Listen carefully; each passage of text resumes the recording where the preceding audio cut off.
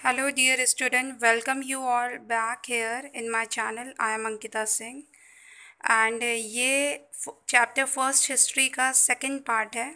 हमने chapter first history के first part में हमने पढ़ा था कि इंडिया का मिडवल टाइम पीरियड कब से स्टार्ट हुआ और इस मिडवल टाइम पीरियड में कितनी बार और क्यों इंडिया को इन्वेड किया गया, यहाँ पे कौन कौन सी कारण थे जिसकी वजह से इंडिया बहुत बार इवेशन हुआ और इंडिया के अलग अलग डिफरेंट डिफरेंट नेम्स के बारे में हमने पढ़ा था। और इस वीडियो में हम लोग ये जानेंगे कि कौन कौन से सोर्सेस हैं हिस्ट्री के। जैसे कि हमने पहले भी पढ़ा है कि हिस्ट्री में अलग अलग टाइम पीरियड में अलग अलग सोर्सेस थे हिस्ट्री के। जैसे मिडविल में हम पढ़ेंगे कि कौन से सोर्सेस थे। एंशंट हिस्ट्री के सोर्सेस के बारे में भी हमने जाना था, पढ़ा था 6th क्लास में। ऐसे ही यहाँ मिडविल हिस्ट्री के भी बहुत सारे सोर्सेस हैं जिनके बारे में हमें पढ़ना है। तो मैं आपको अब इस वीडियो में आगे दिखाती हूँ कि कौन कौन से सोर्सेस ऑफ हिस्ट्री हैं हमारे मिडविल टाइम पीरियड में। हिस्ट्री के कौन कौन से सोर्सेस हैं, क्या क्या हैं, इसके बारे में हम आपको बताएंगे इस वीडियो में। जैसा कि आप सब लोग देख सकते हैं कि सोर्सेस ऑफ मिडविल हिस्ट्री में हिस्ट्री के बहुत सारे सोर्सेस हैं। जैसे यहाँ पे रिटन है इंस्क्रिप्शन, आप स्क्रीन पे देख सकते हैं। इंस्क्रिप्शंस, शिलालेख जिसको कहते हैं, कॉइन्स और न्यूमिस्टमैटिक एविडेंसेस मतलब सिक्कों का evidences, buildings, archaeological evidences and sculptures. Buildings एक मॉन्यूमेंट्स है जो कि आर्कोलॉजिकल एविडेंसेस है। क्यों है ये आर्कोलॉजिकल? क्योंकि इसको डिग करके निकाला गया, खुदाई के दौरान इस बिल्डिंग्स के बारे में पता चला, ये खुदाई के दौरान मिले, कहीं ना कहीं पे ऐसे पाए गए हैं। तो ये आर्कोलॉजिकल सोर्सेस में रिसर्च के द्वारा फिज़िकली प्रेजेंस में ये पाए गए हैं। पेंटिंग्स, ये भी आर्टिस्टिक एविडेंस है। हिस्टोरिकल राइटिंग और लिटरेरी एविडेंसेस, बहुत सारी लिटरेचर बुक्स वगैरह, ऑटोबायोग्राफी, बायोग्राफीज़ वगैरह इस टाइम पीरियड में बनी हैं। लिटरेरी रिसोर्सेज जो रिटन फॉर्म में था, बुक्स के माध्यम से, लिटरेचर के फॉर्म पे, बायोग्राफीज़ के फॉर्म पे, ये सब लिटरेरी रिसोर्सेज था। जैसे account book, foreign accounts books, ये सब। अब हम एक एक करके इन सब के बारे में पढ़ेंगे कि ये कौन कौन से सोर्सेस हैं, कौन कौन से लिटरेरी एविडेंसेस हैं, कौन कौन से आर्कोलॉजिकल एविडेंसेस, कौन कौन से एविडेंसेस हैं अलग अलग टाइम पीरियड में आए हैं। जैसे कि पहला इंस्क्रिप्शन, मैंने आपको बताया था एपिग्राफिक एविडेंसेस। इंस्क्रिप्शंस की स्टडीज़ जो है एपिग्राफिक एविडेंसेस मानी जाती है और इसमें कोई भी राइटिंग इनग्रेव्ड होता है किसी भी सरफेस में, चाहे वो चट्टानों पे लिखा हो, स्टोन्स पे लिखा हो और मेटल्स पे लिखा हो। तो जो स्टडी होती है इंस्क्रिप्शंस की, राइटिंग जो इनग्रेव्ड होती है किसी भी मेटलिक चीज़ पे, स्टोन पे, रॉक्स पे, पिलर्स पे, वॉल्स पे, ये सब कहलाती है इंस्क्रिप्शन। और इसकी जो स्टडी होती है वो एपिग्राफी कहलाती है। ये आपको पता होगा, आपने 6 में भी इसके बारे में पढ़ा है। जैसे कि यहाँ देखिए एक पिक्चर आपको शो हो रही है, ये कन्नड़ इंस्क्रिप्शन है। नक्षत्रकूटास एक डायनेस्टी थी, उसकी एज में बना हुआ कन्नड़ इंस्क्रिप्शन है। ये जो इंस्क्रिप्शन है इसमें चट्टान पे पत्थर के एक उसमें लिखा हुआ है, कुछ मूर्ति बनी है और कुछ लिखा हुआ है। तो इस तरह से इंस्क्रिप्शंस हैं। क्योंकि ये बहुत पुराने इंस्क्रिप्शंस हैं इसीलिए इतने क्लियर नहीं रहते हैं, ये थोड़े फेड हो जाते हैं। बट ये इसी तरह से आपने मंदिरों में देखा होगा, कभी भी किसी टेंपल में जाते हैं तो वॉल्स पे, मंदिरों की दीवारों पे, पिलर्स पे, पत्थरों पे कुछ ना कुछ लिखा होता है, वही इंस्क्रिप्शंस होता है। शिलालेख भी जिसको हम कहते हैं।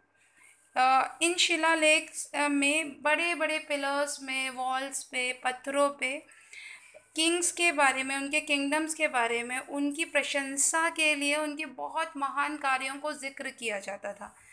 तो वो जो जिक्र था, लॉन्ग पोएम प्रिंस के प्रेज के लिए लिखी जाती थी, उसको उत्साहवर्धन करने के लिए, उसके साहस की पूरी गाथा जो लिखी जाती थी उसको कहते थे प्रशिष्टि।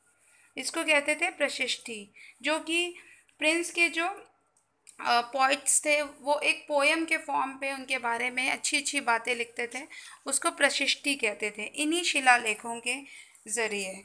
तो ये है इंस्क्रिप्शन। सेकंड, डियर स्टूडेंट, आपने देखा कि इंस्क्रिप्शंस तो हमने पढ़ लिया, इंस्क्रिप्शन शिलालेख होता था, ये भी हमारा सोर्स ऑफ हिस्ट्री था मिडवल टाइम पीरियड में। और उसके बाद हम देखेंगे कि अलग अलग टाइम पीरियड में कॉइन्स भी इमर्ज हुए। अलग अलग राजाओं ने सिल्वर और गोल्ड कॉइन इशू कराए, जैसे बलबन ने इशू कराए थे गोल्ड कॉइन, जैसा कि आपको इमेज में दिख रहा है 1266 में एडी में।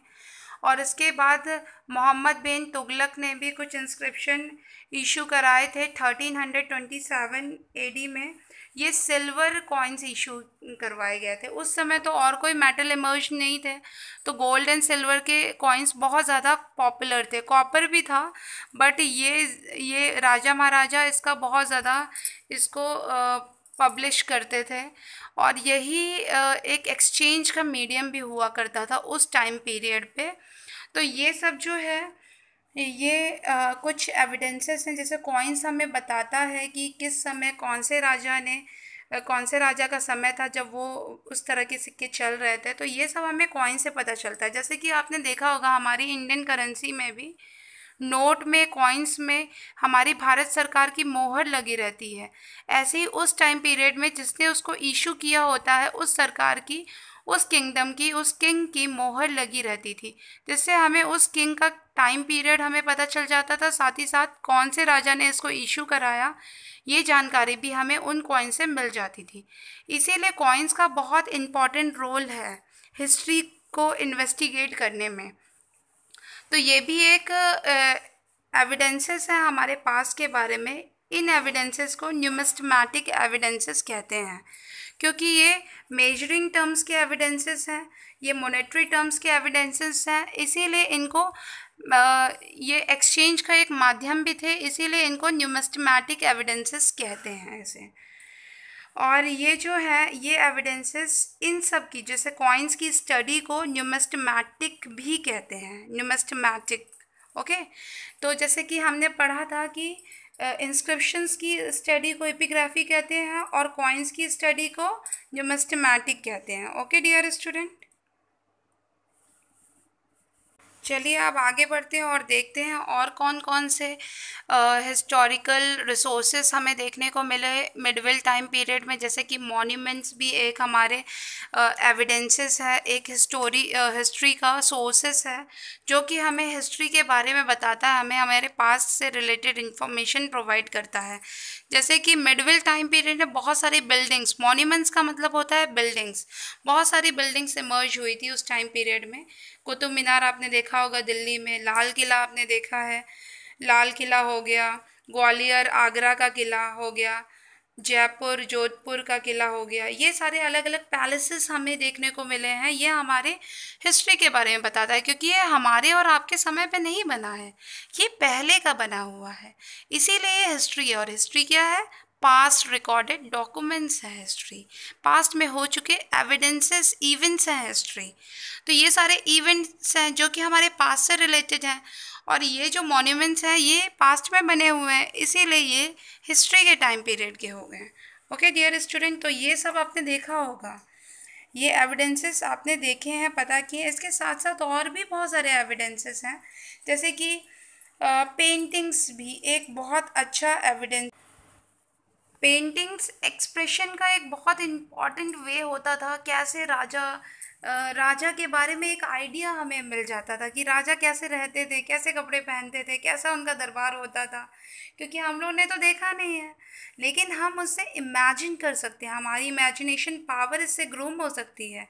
तो ये जो पेंटिंग्स हैं, पेंटिंग्स भी हमें उस टाइम पीरियड की हुई पेंटिंग्स के बारे में इंफॉर्मेशन मिलती थी उससे, कि उस टाइम के कैसे पेंटिंग्स होती थी, कैसा डिज़ाइन करते थे पेंटर्स, और उस डिज़ाइन के माध्यम से वो वहाँ का कल्चर ट्रेडिशन भी हमें बता देते थे कि इस तरह से राजा के दरबार होते थे, इस तरह के राजा के पहनावा होता था, राजा ऐसे रहते थे, उनका महल ऐसा होता था। तो ये सारी इन्फॉर्मेशन हमें पेंटिंग्स के समय पे पेंटिंग्स को देखते हुए हमें हो जाती है। वहाँ के किंग क्वींस गॉड गॉडेस इन सब के बारे में भी हमें पेंटिंग्स के थ्रू इन्फॉर्मेशन मिल जाती है।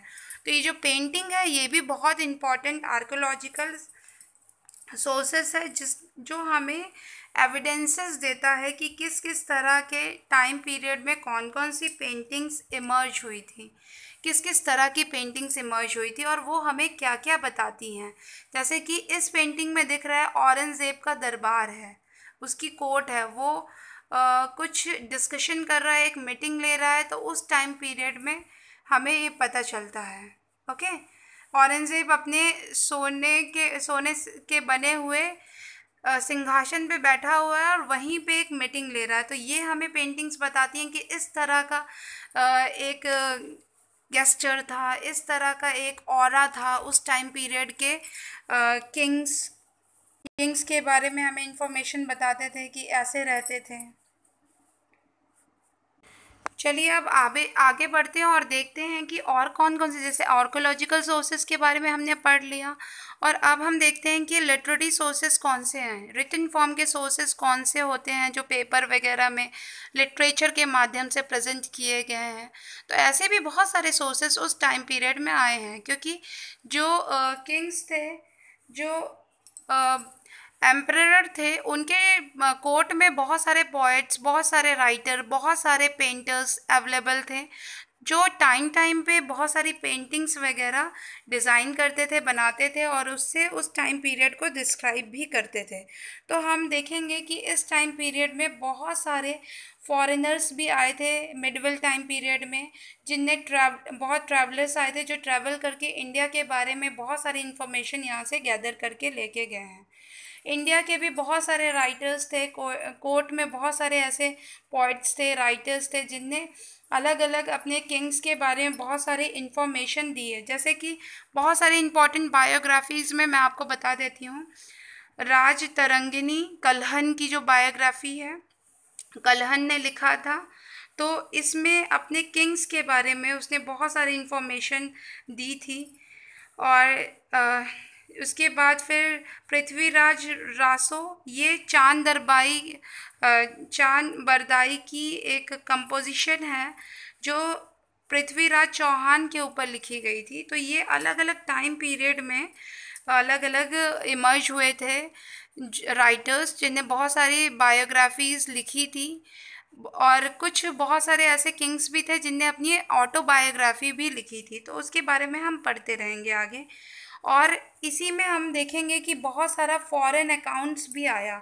जैसे आपने फॉरेन अकाउंट्स के बारे में पढ़ा था, मैंने आपको एक्सरसाइजेस में भी बताया भी था आपको फॉरेन अकाउंट्स के बारे में कि बहुत सारे पिलग्रिमेज ट्रैवलर्स, श्रद्धालु ट्रैवलर्स, ये सब आए थे अलग अलग कंट्रीज से और यहाँ आके बस गए। जैसे कि अल्बर्नी एक पर्शियन ट्रैवलर था जो कि इंडिया में आया था मोहम्मद ऑफ गजनी के टाइम पीरियड में। मोहम्मद ऑफ, हाँ, उसी के साथ आया था उसके टाइम पीरियड में। और इसने एक लिखा था, एक राइटर था जिसने लिखा था तारीख़ हिंद, मतलब इंडिया के बारे में, इंडिया की एक तरह से इंक्वायरी थी, इंडिया के बारे में सारी इन्फॉर्मेशन, उसके वेल्थ के बारे में, उसके इकॉनमी के बारे में इन्फॉर्मेशन दी थी। ऐसे ही एक और ट्रैवलर आया था जिसका नाम था इब्न बतूता, जिसने भी जो कि मोरक्को में पैदा हुआ था, ये भी विदेशी था और ये मोहम्मद बिन तुगलक के टाइम पीरियड में आया था। उसने अपने तुगलक के बारे में इंफॉर्मेशन लिखी थी, पूरी इंफॉर्मेशन उसके बारे में बताई थी, उसके टाइम पीरियड के बारे में, पूरा उसकी शासन काल के बारे में डिस्क्राइब था।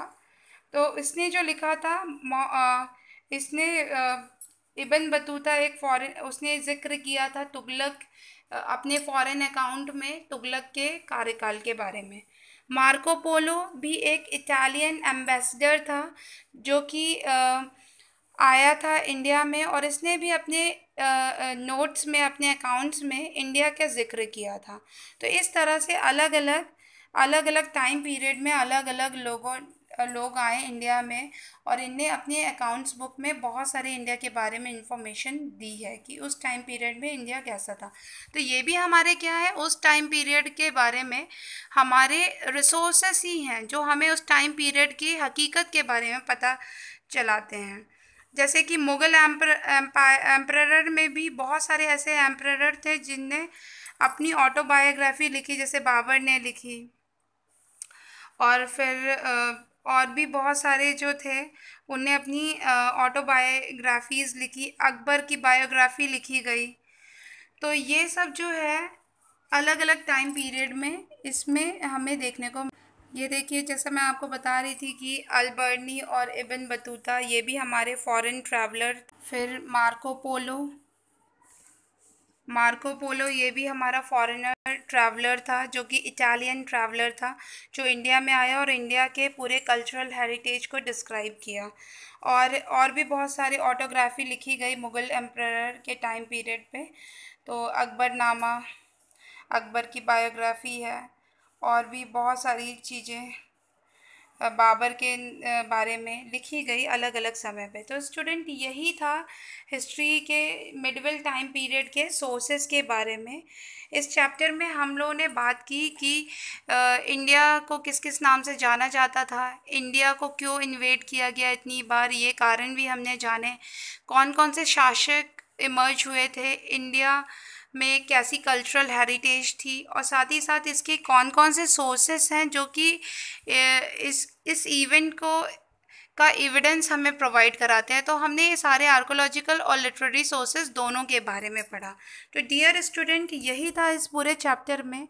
ये एक इंट्रोडक्टरी चैप्टर था कि आपको क्या क्या पढ़ना है और क्या क्या सोर्सेस हैं, क्योंकि हमें सोर्सेस ऑफ हिस्ट्री पता होने चाहिए। आप ये चैप्टर ज़रूर से समझिएगा इस वीडियो के माध्यम से, और मेरे साथ जुड़े रहिए। मेरे चैनल को सब्सक्राइब करिए, लाइक करिए, शेयर करिए, कमेंट करिए, अपनी प्रेजेंस ज़रूर दर्ज कराइए।